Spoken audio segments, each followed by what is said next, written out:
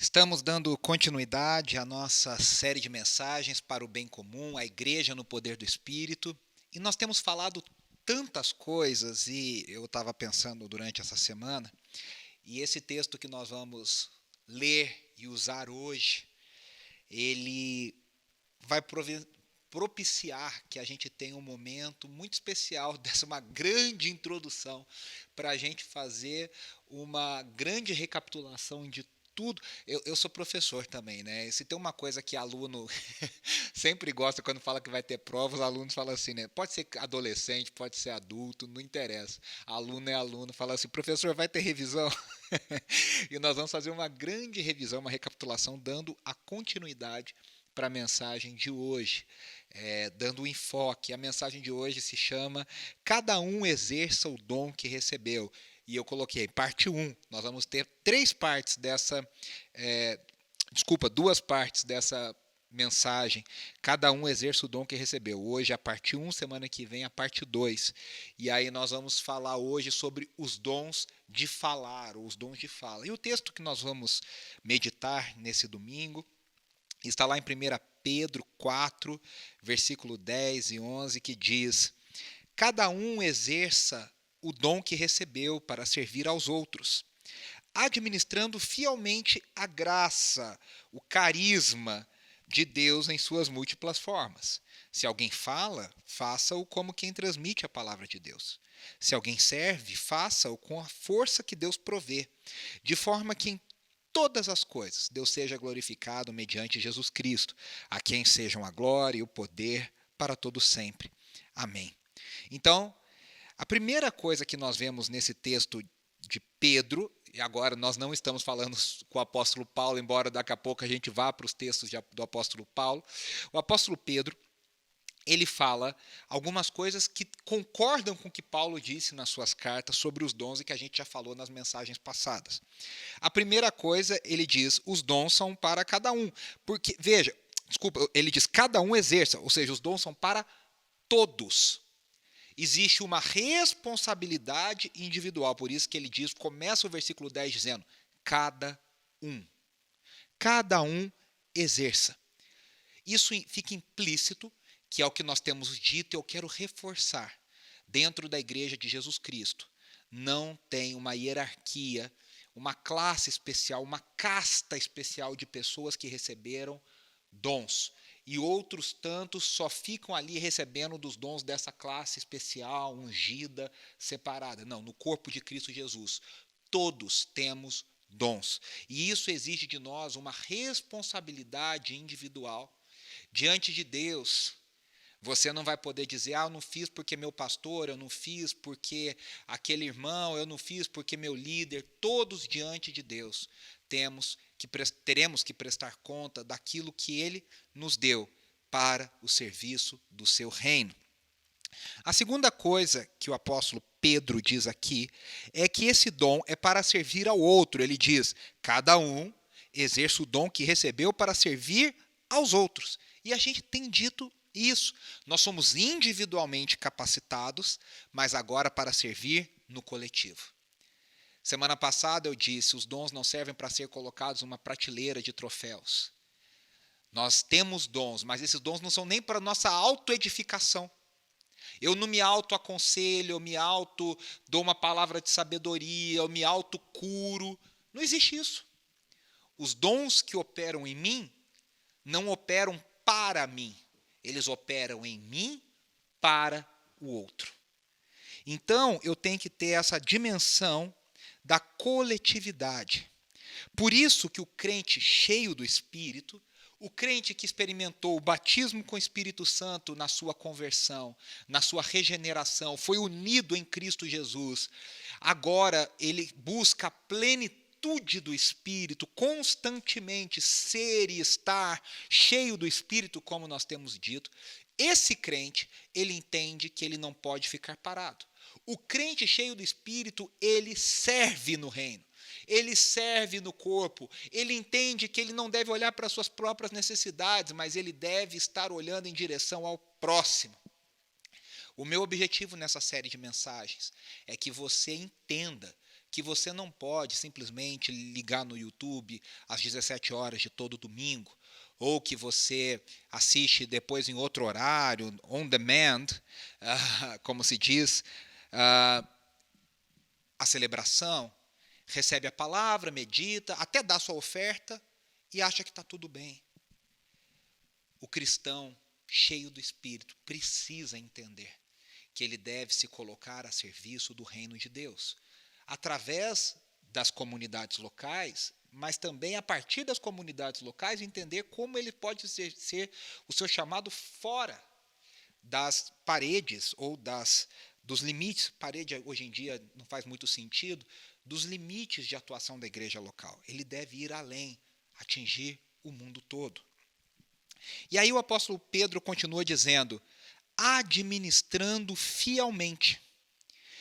Para o crente cheio do Espírito, que entende que ele possui um dom e que ele deve colocar a serviço do outro, ele tem que ter, esse dom requer sabedoria, conhecimento. Por isso que na semana passada, nós meditamos no texto de 1 Coríntios 12, onde o apóstolo Paulo começa dizendo, eu não quero para a igreja de Corinto, eu não quero que vocês sejam ignorantes sobre os dons. Porque quando nós somos ignorantes sobre a importância de algo, sobre o funcionamento, a atuação de algo, nós não temos como administrar esse algo com sabedoria e fidelidade. A partir do momento que eu entendo, por exemplo, se eu não sei, falando de orçamento doméstico, se eu não tenho uma ideia do meu orçamento doméstico, do que entra, do que sai, eu não consigo fazer uma administração fiel daquilo. Porque se eu não sei quanto entra e não sei quanto sai, eu vou gastando de acordo com o que me dá no coração e na cabeça. Eu preciso entender como os dons operam, qual é a realidade dos dons, o que Deus espera de mim através desses dons, e aí sim eu tenho a capacidade de administrar isso fielmente. Administrar fielmente o quê? E aí o apóstolo Pedro reforça o que Paulo também ensinou, a graça de Deus. A graça de Deus, na versão, a revista atualizada, diz o dom que recebeu. Aqui na NVI se usa a ideia de graça, que é a palavra que nós falamos carisma. Algo recebido de Deus, que não é humanamente produzido, mas é nos dado por capacitação divina, por comunicação espiritual do Espírito de Deus para nós. E aí aqui surge uma pergunta. Se esse dom nos é dado pela graça de Deus, qual é a diferença entre dom e talento? Ou qual a diferença entre dom e habilidades naturais? Muita gente confunde isso. E aí a gente deve evitar dois extremos. Aquele primeiro extremo que diz não tem nenhuma relação, dom é uma coisa e talentos e habilidades naturais são outra. E o outro extremo é que isso não faz, não há nenhuma diferença, eles são exatamente iguais. Tanto o dom quanto o talento natural. Nenhum dos extremos responde. Ele não é nem completamente diferente e ele não é nem completamente iguais. Eles não são completamente iguais. Os talentos naturais, para começar, são dados a toda a humanidade. Todo ser humano possui algum tipo de talento, aptidão, habilidade natural.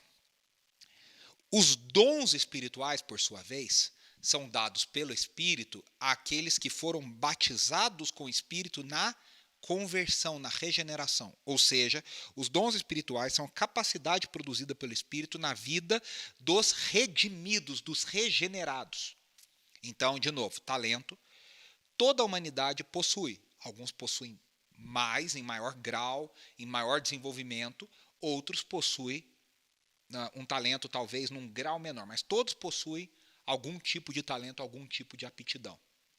Os dons espirituais, no entanto, são produzidos em nós pelo Espírito, são nos dados quando nós somos regenerados em Cristo Jesus. Agora veja, o que a gente pode pressupor e entender é que Deus, na sua soberania, Deus no seu plano soberano, sabendo daqueles que irá redimir, daqueles que lhe pertencem, já capacita essas pessoas com talentos e habilidades naturais que mais tarde serão potencializados com dons espirituais. Por isso que alguns dons operam como reforços extraordinários de características ou talentos humanos. Nós não vamos falar hoje, mas, por exemplo, tem o dom de administração, está lá em Romanos 12. Algumas pessoas já têm um talento natural para ser organizado, por exemplo, para colocar as coisas em tabelas. Aqui na nossa Bmetrô, nós temos várias pessoas que são assim, a Cíntia, a Stephanie, a Andressa, a Rebeca e o Gabriel, acho que a maioria, inclusive, que gostam de tudo tabelado, bonitinho, planilhado. É um talento natural. Agora, quando isso é um dom do Espírito, que é um dom de administração, por exemplo, essa capacidade natural ela é potencializada por uma capacitação do Espírito Santo. Agora, é uma coisa interessante que eu aprendi com o meu querido professor e mestre, Heber Júnior, que ele diz: algumas coisas são ordenadas para todos os cristãos. Por exemplo, Colossenses 3,16 fala que o cristão deve, o texto de habite ricamente a palavra de Cristo em vós. Como? Falando entre vocês com salmos, hinos e cânticos espirituais. Que é a ideia do ensino. Todo cristão deve ensinar. Mas nem todo cristão tem o dom do ensino. Todo cristão deve aconselhar e consolar uns aos outros, como diz 1 Tessalonicenses 5,11. Mas nem todo cristão tem o dom de aconselhamento. Todo cristão deve ser uma testemunha de Cristo, como diz Atos 1,8, o próprio Cristo dizendo: e sereis minhas testemunhas aqui em Jerusalém, Judeia, Samaria e até os confins da terra. Mas nem todo cristão tem o dom de evangelismo. Todos devem socorrer uns aos outros, mas nem todos fazem parte do dom de socorro. Todos devem contribuir, segundo 2 Coríntios 9, 6 e 7. Nós devemos contribuir no reino, todos, mas alguns têm uma generosidade excessiva dada pelo dom do Espírito. Como, por exemplo, talvez fosse o caso de Barnabé, que lá em Atos capítulo 5, 4 e 5 nos é dito que ele vendeu uma propriedade e deu tudo o que tinha para a igreja. Isso até despertou o ciúme de Ananias e Safira, que depois mentiram diante do Espírito, diante dos apóstolos, e morreram por isso. Todos têm como ser humano, e principalmente como nova criatura, o chamado a governar sobre a criação. A posição da humanidade como imagem e semelhança de Deus, vice-regentes, mas nem todos têm o dom de governo, de liderança. Então, todas essas coisas são mencionadas como dons, mas todas elas também são mencionadas para todos os cristãos. O que isso nos diz?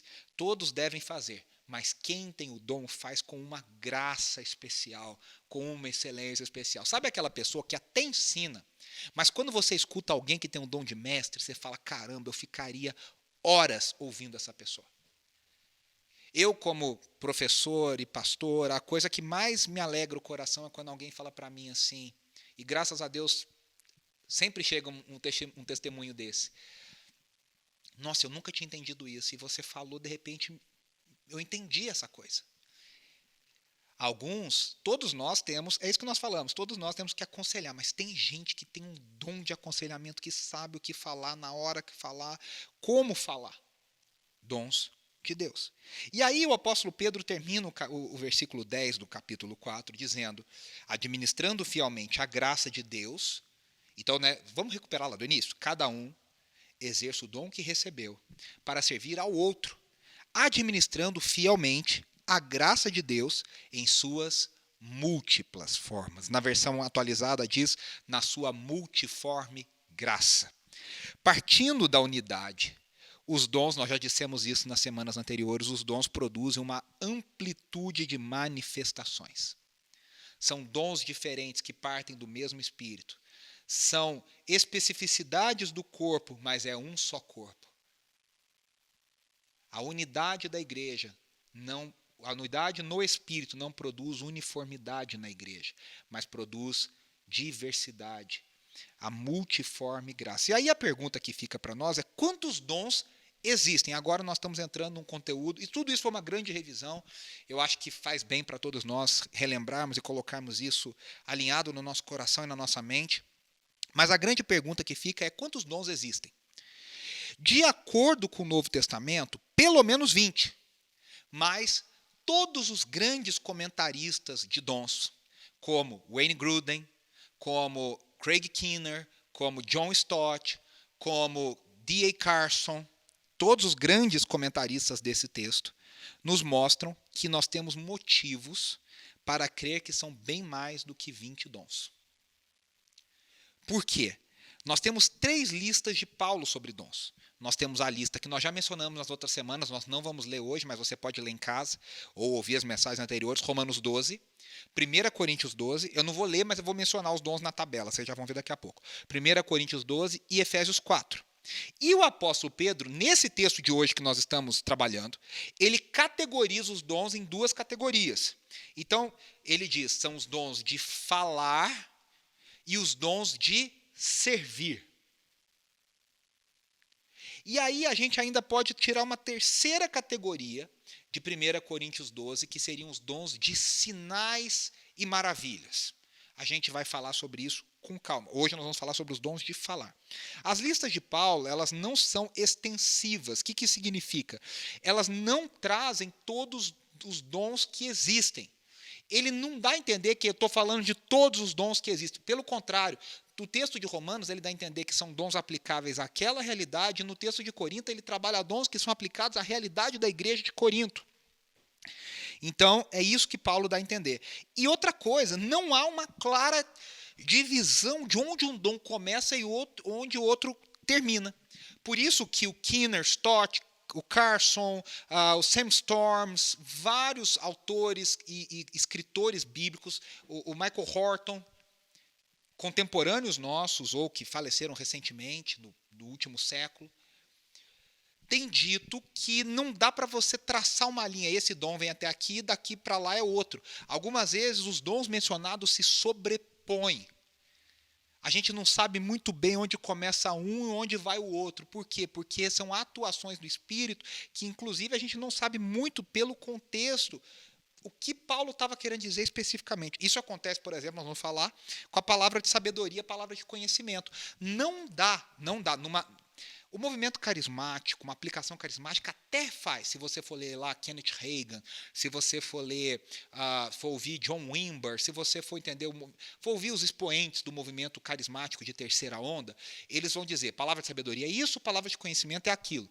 Mas se você for fazer uma análise do texto, ver como é que aquele termo no grego é usado por Paulo dentro do contexto maior da carta, em toda a teologia paulina, não dá para você afirmar que uma coisa é uma coisa e outra coisa é outra coisa. Às vezes ele se sobrepõe.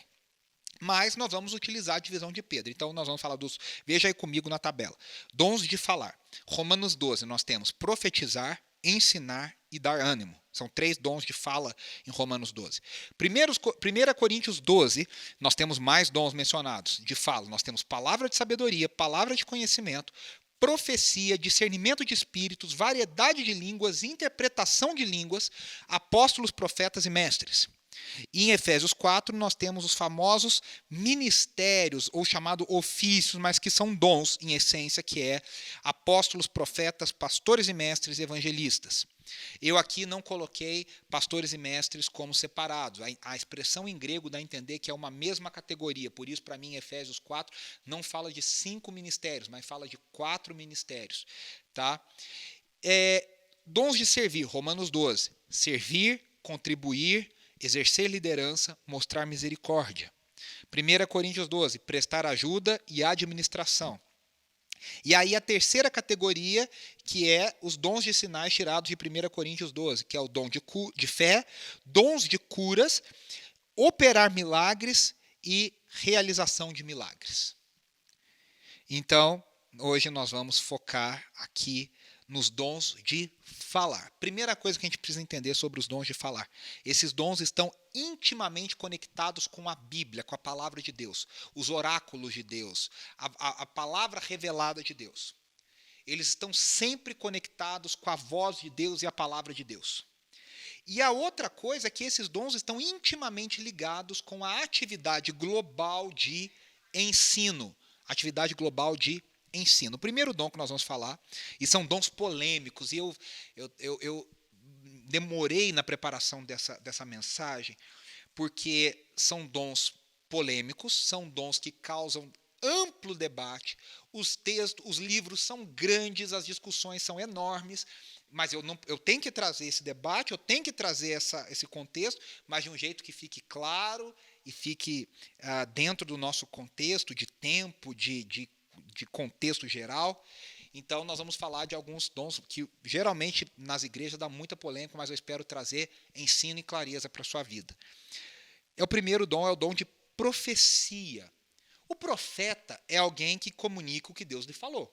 No Antigo Testamento, o profeta era alguém que recebia de Deus uma mensagem. A gente acha, né, que o profeta é o cara que prediz o futuro. Em alguns momentos, no Antigo Testamento e também no Novo, há uma atuação profética de antecipação de coisas futuras.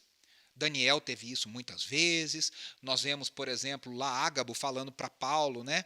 Olha, o dono desse cinto aqui há de passar por isso e por aquilo. Isso já em Atos. Nós vemos Isaías, Jeremias no Antigo Testamento, prevendo o futuro. Mas a atividade profética não é uma atividade de previsão do futuro. Há muitos profetas na Bíblia que nunca profetizaram sobre o futuro. O profeta é alguém que comunica uma mensagem de Deus. Agora, o profeta do Novo Testamento é diferente do profeta do Antigo Testamento. O profeta do Antigo Testamento, o tipo de autoridade do profeta do Antigo Testamento, dos profetas que eu estou dizendo, os que a gente tem nas Escrituras, Elias, Eliseu, Isaías, Jeremias, Malaquias, Zacarias, Ageu, Naum, Obadias, Daniel, Ezequiel. Esse profeta seria o equivalente a ele no Novo Testamento é a figura apostólica, a figura dos 12 apóstolos, que são figuras autoritativas sobre a revelação de Deus que se tornou a Bíblia, as Escrituras. Mas o apóstolo Paulo fala de um outro tipo de atuação profética para a igreja no Novo Testamento. E nós temos trabalhado tanto o texto de Coríntios 12, semana passada eu disse para vocês, olha, a discussão de dons passa por 1 Coríntios 12, pelo capítulo do amor, que muitas vezes é tirado do capítulo 1 Coríntios 13, que Jonathan Edwards, por exemplo, pregou a famosa série de sermões, que virou um livro clássico, e temos no Brasil, Caridade e os seus frutos. Ele pregou 16 sermões em 1 Coríntios 13, né, que caridade, na tradução mais antiga, é o sinônimo de amor. Mas isso não está fora do contexto de dons. E depois em 1 Coríntios 14, que ele fala sobre profecia e sobre línguas. Então veja só, 1 Coríntios 14, de 1 a 5. Sigam o caminho do amor. Ele acabou de fazer uma ode ao amor ali em 1 Coríntios 13. E busquem com dedicação os dons espirituais. Ele terminou o 12 falando. E busquem com dedicação os melhores dons. Principalmente o dom de profecia. Pois quem fala em língua não fala aos homens, mas a Deus. De fato, ninguém o entende, em espírito fala mistérios. Mas quem profetiza o faz para a edificação, encorajamento e consolação dos homens. Quem fala em língua, a si mesmo se edifica, mas quem profetiza, edifica a igreja. Gostaria que todos vocês falassem línguas, mas prefiro que profetizem. Quem profetiza é maior do que aquele que fala em línguas, a não ser que as interprete, para que a igreja seja edificada. E aí lá nos versículos 24 e 25, ele diz assim, em 1 Coríntios 14, mas se entrar algum descrente ou não instruído, quando todos estiverem profetizando, ele está falando no contexto do culto. Tá? 1 Coríntios 14 é todo no contexto do culto. Se entrar algum descrente ou não instruído, quando todos estiverem profetizando, ele por todos será convencido de que é pecador e por todos será julgado. E os segredos do seu coração serão expostos. Assim ele se prostrará rosto em terra e adorará a Deus, exclamando, Deus realmente está entre vocês. Primeira coisa, quando a palavra profética se manifesta, a revelação de segredos do coração. Para o não cristão, a convicção de pecados. Por isso que ele diz, quando há profecia no culto, quando há esse tipo de palavra que revela o coração, essa revelação do coração para o não cristão produz conversão, regeneração, arrependimento. Para o cristão, ela produz encorajamento, consolo e exortação. Quando há revelação do coração, nós somos exortados a arrumarmos o rumo. Somos encorajados, somos consolados. Por isso que a pregação profética, a palavra profética, ela é uma pregação ética. Ela geralmente vai caminhar para o sentido de produzir arrependimento, correção de rumo, correção de rota. Essa é a primeira coisa que nós vemos aqui. A primeira coisa que nós vemos aqui. A correção de rota. E aí vem a ideia do que Paulo trabalha aqui. E nós vamos falar isso daqui a pouco, mas eu já quero mencionar. Ele diz: eu gostaria que todos vocês falassem línguas, mas prefiro que, implicitamente, todos vocês profetizem. Embora ele saiba que nem todos vão profetizar. Mas todos podem profetizar. Todos podem receber uma palavra de Deus. Todos podem receber uma manifestação, uma revelação de segredos do coração de Deus sobre o coração das pessoas. Nós vemos isso acontecendo no ministério de Jesus, nós vemos isso acontecendo no ministério dos apóstolos, nós vemos isso na história da igreja e nós vemos isso na igreja hoje. Testemunhos e testemunhos e testemunhos de pessoas que entram numa igreja e há uma revelação, há uma palavra, há uma profecia que traz a revelação de algo sobre determinada situação. É dito que Charles Spurgeon experimentou, inclusive Spurgeon tinha uma posição bem firme sobre os dons, e é engraçado até pensar que ele experimentou algo no seu ministério, de receber algumas impressões sobre coisas que estavam acontecendo. Recentemente, há coisa de 1 ano e pouco atrás, eu conversei com uma pessoa que estava passando uma crise familiar terrível e ela nunca tinha entrado numa igreja evangélica protestante. E a sua ajudante em casa disse: a senhora deveria ir na igreja tal, que lá eles vão orar por você. E a pessoa em crise, ela foi. E ela entrou e sentou no último banco, de acordo com o que ela me contou. E quando ela sentou lá, o pastor disse: tem alguém aqui que está passando por isso, por isso, por isso. E o Senhor está dizendo que Ele conhece o seu coração e Ele está vendo a sua situação e eu quero orar por você.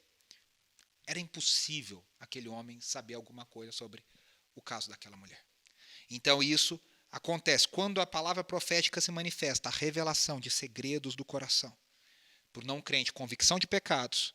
Para o cristão, exortação, consolação e encorajamento. Mas nós vamos falar sobre o dom especial da profecia daqui a pouco. Agora, uma coisa interessante. O Novo Testamento nos encoraja, isso está lá em 1 Tessalonicenses, capítulo 5, versículo 21, a profetizar, mas ao mesmo tempo ter uma atitude de cuidado com as profecias. Por quê? Porque essa profecia ela não está em nível canônico, em nível intocável. Nós devemos colocar as profecias à prova, testar as profecias. Nós devemos acolhê-las, mas ao mesmo tempo filtrá-las. Elas estão de acordo com a palavra de Deus? Elas estão de acordo com o ensinamento das Escrituras? Elas fazem sentido? Por exemplo, há 2 meses atrás, surgiu uma profecia na internet de que o dia 30 de março ninguém deveria sair de casa porque as pessoas iam morrer, cair mortas e tal, e tal. E isso criou um sensacionalismo. E quantas dessas ao longo dos anos a gente tem ouvido? E aí você fala, tá, ela está de acordo com as Escrituras, ela tem um propósito, ela faz sentido no contexto geral, há paz para entender que isso provém de Deus? Se não, meu amigo, a gente põe de lado. E aí nós vamos agora falar, já falamos de profecia. Então, meus irmãos, o que o apóstolo Paulo está querendo dizer? Isso é muito complicado, deixa para lá. Não, o apóstolo Paulo está dizendo, quando a igreja se reúne e há esse tipo de manifestação, há edificação. Nós precisamos dessa manifestação. E veja, essa manifestação não vem somente de pessoas ungidas especiais. Todos no corpo de Cristo estão suscetíveis a receber esse tipo de manifestação de Deus. Depois nós vamos falar sobre aqueles que Deus levanta como profetas, como dom, no sentido, como o dom do profeta de Efésios 4. Mas aqui esse dom de profecia de Coríntios e de Romanos, ele é diferente. Pode vir sobre todos. E ele traz edificação, ele traz exortação, ele traz consolo, ele é necessário. Quando nós deixamos de lado porque é muito polêmico, nós estamos perdendo algo da manifestação do Espírito nas nossas vidas e no nosso viver cristão. Há excessos? Claro que há. Há gente louca? Claro que há. Há mentiras? Claro que há. Mas isso não significa que nós devemos tirar isso da nossa vida cristã. Fica aqui essa minha palavra sobre isso. E agora, nós vamos falar sobre o dom de línguas. E aí, continuando em 1 Coríntios 14, no versículo 6 a 19. É um texto um pouquinho maior, mas vamos ler o que o apóstolo Paulo diz. Ele diz: agora, irmãos, se eu for visitá-los e falar em línguas, em que lhes serei útil a não ser que lhes leve alguma revelação, ou conhecimento, ou profecia, ou doutrina? Até no caso de coisas inanimadas que produzem sons, tais como a flauta ou a cítara, como alguém reconhecerá o que está sendo tocado se os sons não forem distintos? Além disso, se a trombeta não emitir um som claro, quem se preparará para a batalha? Assim acontece com vocês. Se não proferirem palavras compreensíveis com a língua, como alguém saberá o que está sendo dito? Vocês estarão simplesmente falando ao ar.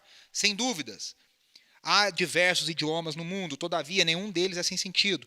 Portanto, se eu não entender o significado de alguém que está falando, serei estrangeiro para quem fala e ele estrangeiro para mim. Assim acontece com vocês, visto que estão ansiosos por terem dons espirituais, procurem crescer naqueles que trazem edificação para a igreja. Por isso, quem fala em língua, ore para que a possa interpretar. Pois se eu oro em língua, meu espírito ora, mas a minha mente fica infrutífera. Então o que farei? Orarei com espírito, mas também orarei com entendimento.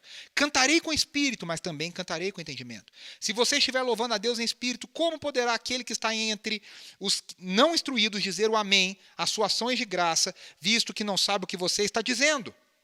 Pode ser que você esteja dando graças muito bem, mas o outro não é edificado. Dou graças a Deus por falar em línguas mais do que todos vocês. Todavia, na igreja, prefiro falar 5 palavras compreensíveis para instruir os outros, a falar 10.000 palavras em línguas. Aqui nós vamos falar do dom de línguas e interpretação de línguas.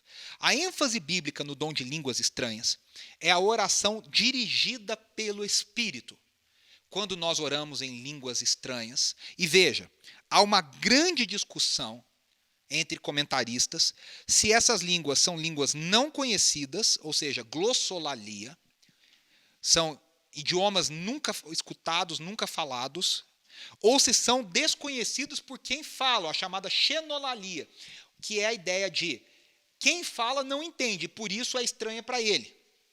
Agora, o apóstolo mostra algumas coisas. Quem ora em línguas, ora dirigido pelo Espírito. E essa oração em línguas, ela traz edificação própria. Ela traz edificação pessoal. Por quê? Porque é uma conexão direta entre aquele que ora e o Espírito de Deus. Então, ela tem uma função.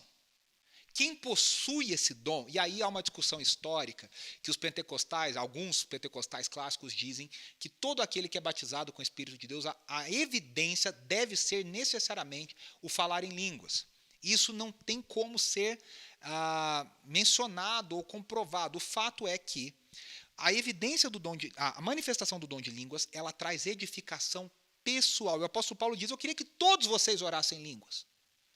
Ou seja, nós podemos querer orar em línguas para ter a edificação pessoal.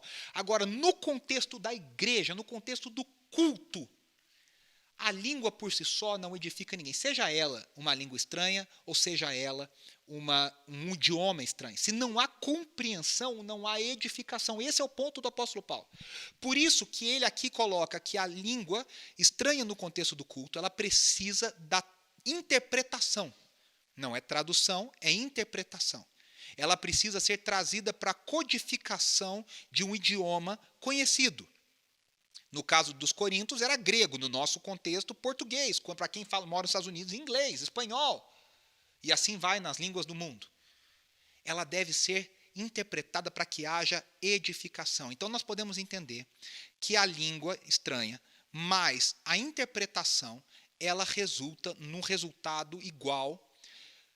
O da profecia, ela produz manifestação dos segredos do coração ou dos segredos da palavra de Deus e produz edificação para a igreja. Por isso que o apóstolo Paulo diz que a profecia é preferível ao dom de línguas no contexto do culto público. Por isso, porque no culto público tudo deve ser acessível e inteligível. As línguas não interpretadas devem ser mantidas no âmbito pessoal. Por isso que ele diz, se você fala, olha, se cale. Prefiro falar 5 palavras compreensíveis do que 10.000 em línguas estranhas. Ele não está dizendo que falar em línguas estranhas não traz nenhum benefício. Ele acabou de dizer que traz benefício, que ele ora, que ele queria que todos orassem. O que ele está dizendo é que isso não significa que haverá a edificação. Por isso que precisa haver a interpretação. Espero que tenha ficado claro. A gente pode até combinar aí de conversar sobre isso em algum outro momento, em outras situações. Mas, meus irmãos, não é porque é polêmico, de novo, que nós devemos fingir que não existe. Nós devemos buscar esses dons. Nós devemos pedir a Deus que entre nós haja aqueles que profetizem. Se nós queremos ser uma igreja que se edifique, uma igreja que se console, uma igreja que se exorta, nós temos que pedir que entre nós a gente profetize, que entre nós tenhamos sim essa sabedoria, que entre nós tenhamos dons de línguas e interpretação, por que não? Para que Deus nos comunique algo. Eu conheci, e é engraçado que eu conheci pessoas que elas oravam em línguas e elas mesmas interpretavam. Eu conheci uma irmã do pastor Márcio Valadão, já falecida, Daisy, e quantas vezes eu vi aquela mulher sendo usada. Ela ficou muito conhecida nas gravações do Diante do Trono, nos vídeos, nos DVDs. Mas quantas vezes eu vi ela na igreja, se levantando, indo à frente, e falando em línguas estranhas e trazendo uma interpretação, ela mesma trazendo uma interpretação, edificando a igreja, trazendo uma mensagem de arrependimento, trazendo uma mensagem de edificação, trazendo uma mensagem de exortação para a igreja de Jesus. Isso é necessário. E nós não podemos, pelas loucuras que a gente ouve por aí, pelas pessoas que passam do ponto, achar que isso não acontece.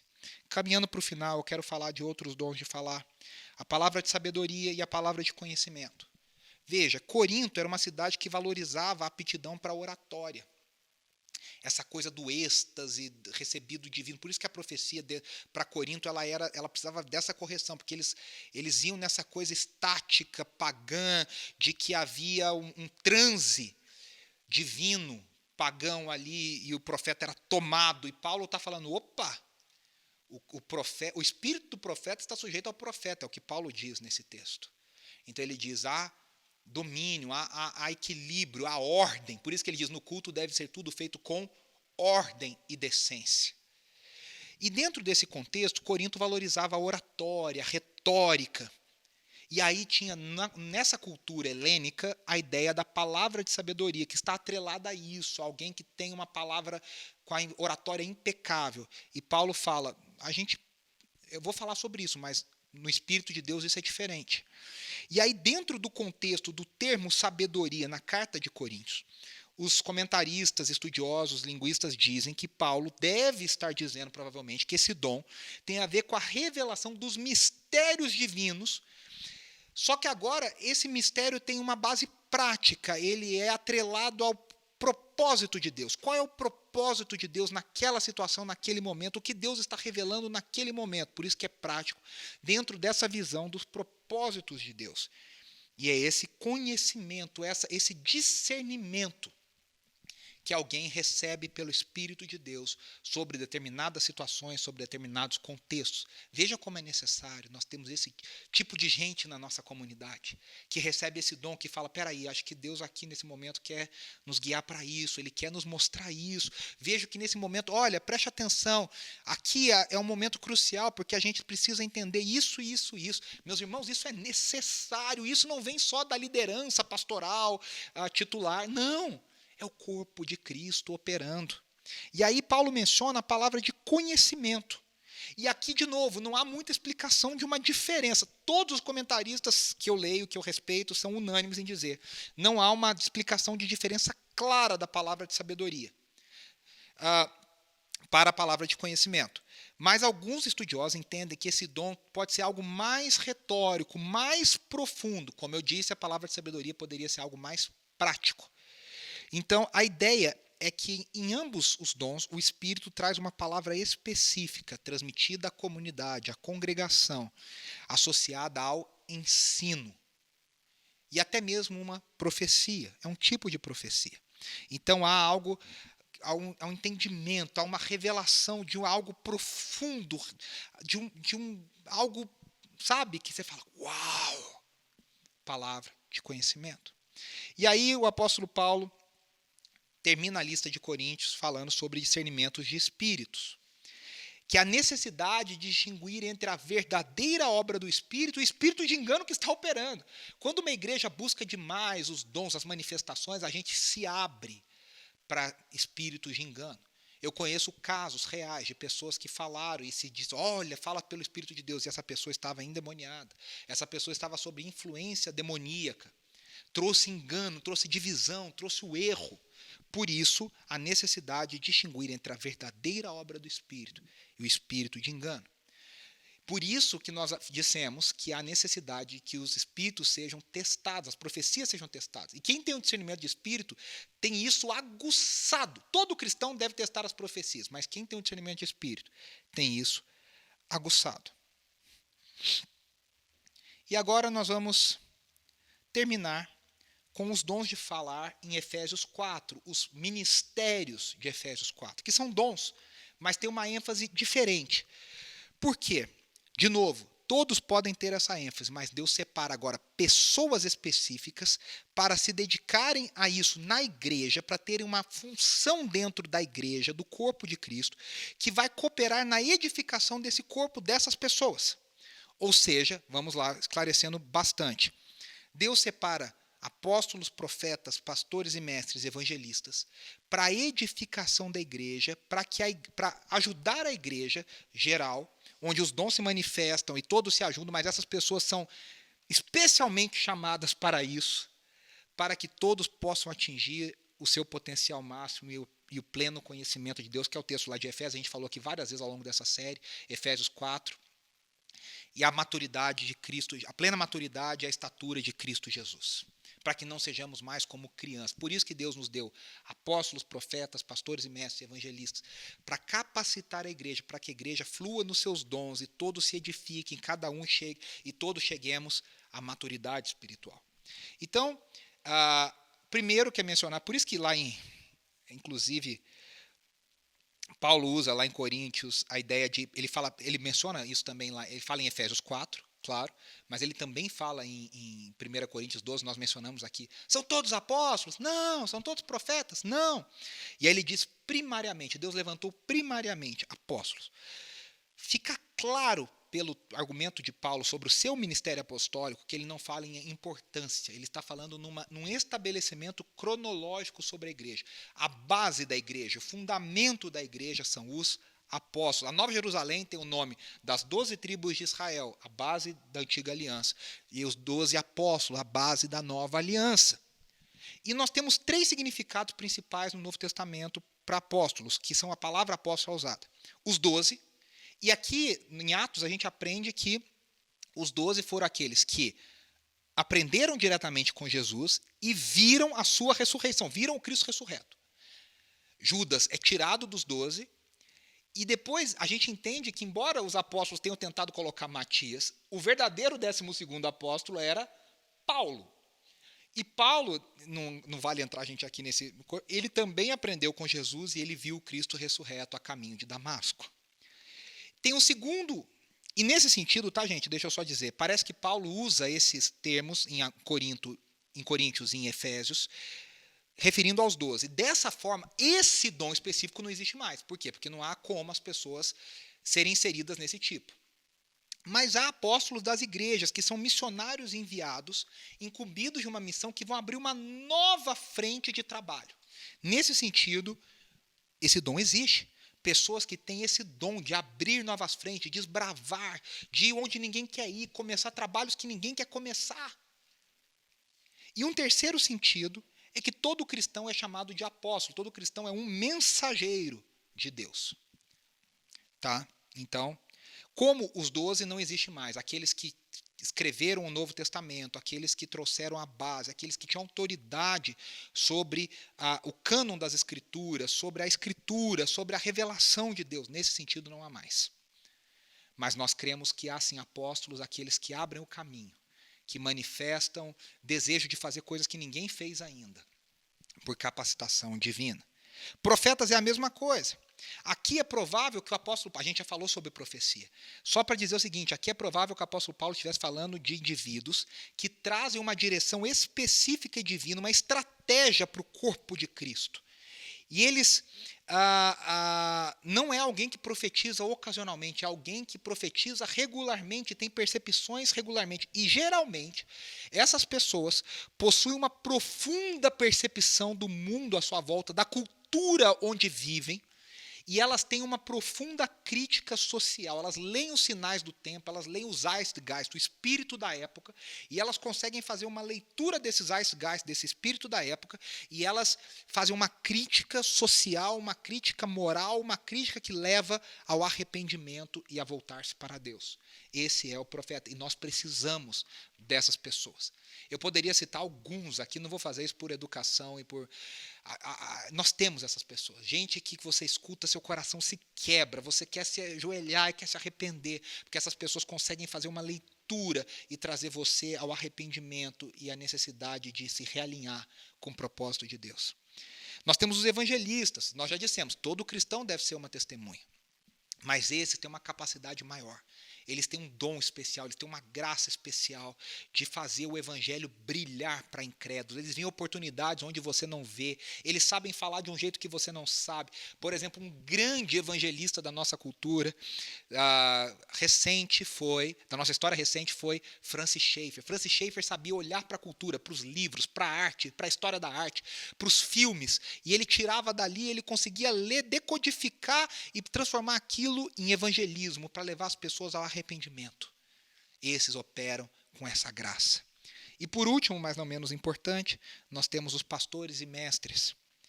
Os pastores cuidam do seu rebanho. Como eles cuidam do seu rebanho? Ensinando. Inclusive, essa é uma tarefa associada àquele que deseja ser o bispo, que para nós hoje é o episcopado, né, fala lá no Novo Testamento, que é a ideia do pastor da igreja local. Aquele que cuida de pessoas na comunidade, o responsável pelas comunidades locais.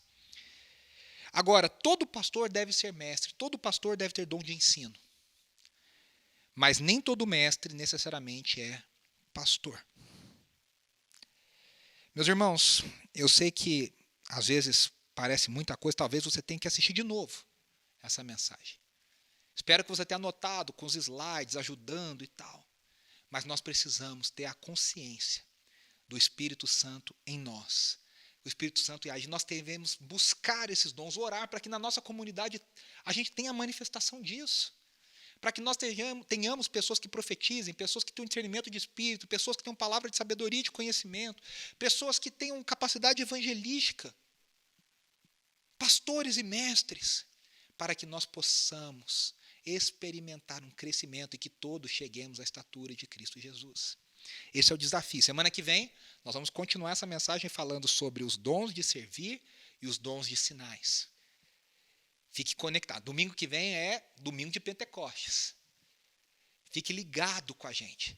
Lembrando que na próxima terça-feira nós vamos ter, como eu já disse, a nossa live de oração, nossa reunião de oração no Zoom, às 21 horas. Eu quero que você esteja conosco. Vamos orar juntos, vamos botar isso em prática, vamos estar juntos, ainda que separados. Ore pela gente. Em breve nós teremos as notícias de como a igreja vai começar as reuniões presenciais. Nós estamos trabalhando isso para junho, então guarde o seu coração, guarde a sua agenda, prepare o seu coração para nós estarmos juntos em breve, presencialmente, com todos os cuidados, seguindo todas as direções. Lembrando que essa é a última semana do nosso devocional. Entre no nosso Telegram, acompanhe tudo que a gente faz lá. Que Deus te abençoe, que a graça do Senhor esteja sobre a sua vida. Como nós cantamos, que a bênção te acompanhe por detrás e por diante, na sua entrada, na sua saída. Que a graça de Deus Pai, Filho e Espírito Santo esteja sobre você. Essa graça que reparte os dons, que você seja uma pessoa que busque os dons, que seja cheia dos dons do Espírito, cheia do Espírito, para abençoar o corpo. uma semana muito abençoada. Eu vejo você na semana que vem ou na terça-feira na nossa reunião de oração. Um grande abraço e até lá.